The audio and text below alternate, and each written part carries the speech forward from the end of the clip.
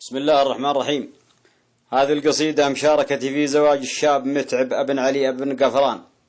الجبري. أقول فيها: يا الله يا الله يا عالي ويا والي، نرجيك عفوك وفي ستر وغفران، ودلنا للصواب وزين الأعمال، واحسن ختامي لي يا ما وفي ميداني.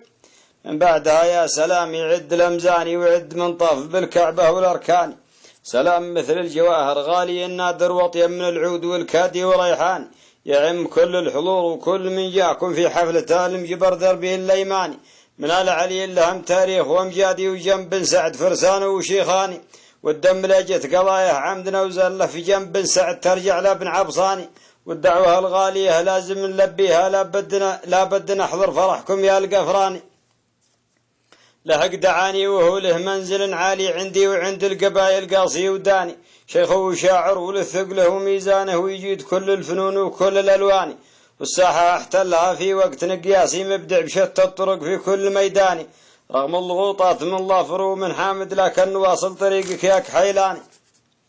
يا ابو الهيم التربوري على حزامك بالجنبيه ثم ربعي لو يجي شاني، من المنبح فعينا تجمنا من نجد لنا اليمن لبلاد همداني، كل القبائل لنا تشهد وتعرفنا ولا شل ذمنا يخسى وينهاني، ونجمنا قاهر محد تعدانا غريمنا نسقيه مر وقطراني، وعدونا لا غزينا تنطفي ناره قومه رياح تجي قبل الحياني، والمبتلي لا دعانا مدنا وافي وسهمنا المعتلي في كل ميزاني، وللسريد العنا الله في وعزوتنا أهل الكرم والشجاعة عبر الأزمان، والحد والجد واحد ما تفرقنا وشيوخنا آل كردم وآل شيناني، قبل الحكومة تجيهم مقطن الشيخة يوم ان بعض المشايخ صنع تيواني، واليوم في ظل ربي ثم قادتنا ننعم بعيش الرغيد ومن ويماني، والله يحفظ ولي الأمر قايدنا مليكنا الصامل المقدام سلماني، واحفظ ولاة العهد واخذل معاديهم واحجب على بلادنا من كل خواني، والختم صلوا على سيد البشر وآله محمد الهاشمي من نسل عدناني،